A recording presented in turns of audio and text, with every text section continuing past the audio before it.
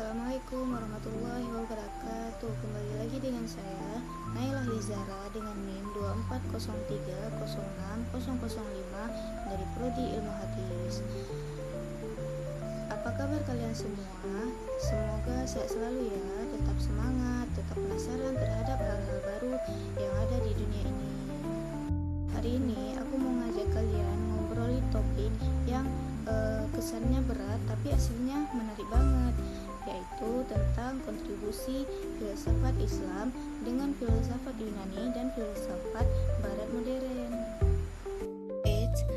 Jangan dulu mikir, ini pasti pembahasannya berat banget. Enggak, tapi ini kita akan membahas dengan santai dan pelan-pelan saja.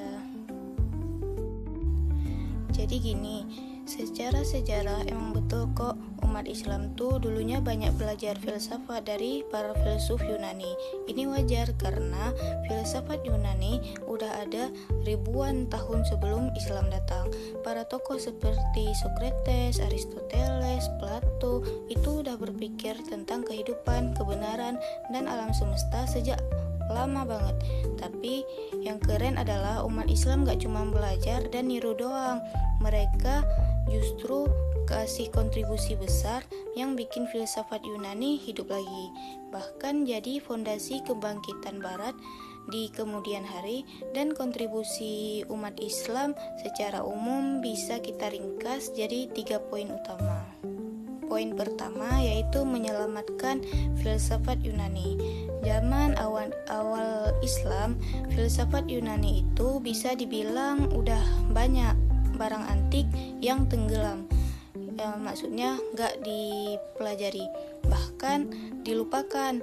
Nah, ilmuwan muslim datang menggali kembali karya filsuf Yunani, menerjemahkan ke bahasa Arab, lalu dipelajari, dikritis, dan dihidupkan kembali. Bayangin ya, ini kayak ngeluarin emas yang terkubur di tanah, terus dibersihin, diperbaiki, dan dijadikan barang berharga seperti cincin, kalung, gelang, dan lain sebagainya. Dan ini bukan kerja pribadi, tapi proyek-proyek besar negara.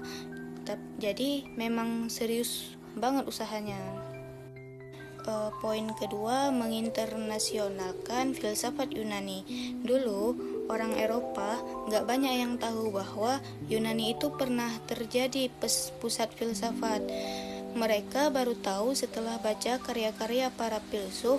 Jadi bisa dibilang umat Islam lah yang menyebarkan filsafat Yunani ke seluruh dunia. Karena banyak ilmuwan dan pemikir muslim suka merantau, berdagang, dan berdiskusi, filsafat Yunani pun akhirnya dikenal sampai ke barat. Kata Nurcholish Majid kalau gak salah, Islam adalah peradaban pertama yang menginternasionalkan ilmu pengetahuan. Keren kan?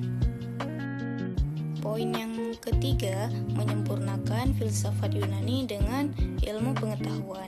Filsafat Yunani itu hebat dalam pikiran abstrak, tapi mereka belum tentu banyak mengembangkan sains.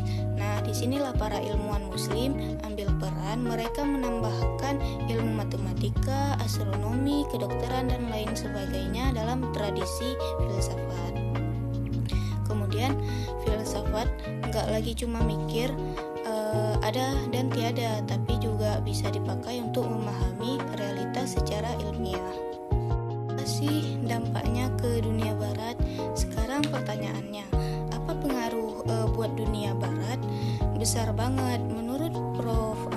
Mulyadi Kartanagara, kebangkitan Eropa yang kita kenal dengan nama Renaissance gak akan terjadi tanpa kontribusi pemikiran dari para filsuf muslim seperti Ibnu Rushd alias Averroes, Al-Farabi, Ibnu Sina. Itu bukan cuma perantara, tapi benar-benar pendiri dasar-dasar peradaban modern. Bahkan ilmuwan Yahudi seperti Magid Demon bilang bahwa umat Islam itu bersama beberapa pemikiran Yahudi telah menebus jalan buntu filsafat dan membuka jalan baru yang sampai hari ini jadi bagian dari sains modern.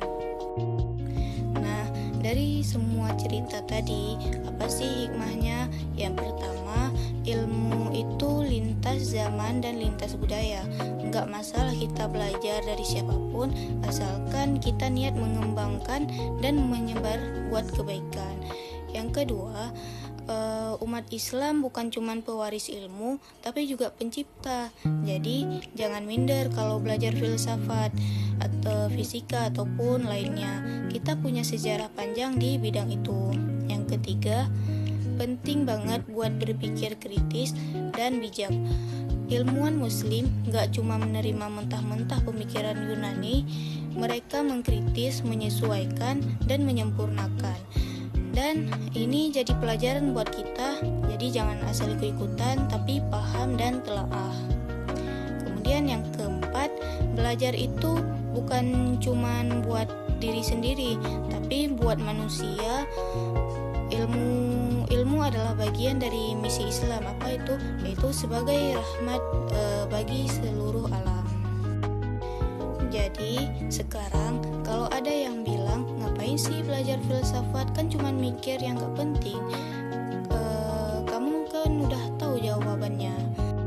Filsafat Islam punya peran besar dalam sejarah dunia, dan belajar filsafat itu bukan cuma soal mikir, tapi juga memahami hidup, ilmu, dan peradaban secara dalam dan bijak. Sekian dulu pembahasan kita, semoga bermanfaat, semoga bikin kamu makin semangat belajarnya dan makin bangga jadi bagian dari sejarah ilmu pengetahuan yang besar ini. Sampai jumpa di video selanjutnya. Assalamualaikum warahmatullahi wabarakatuh.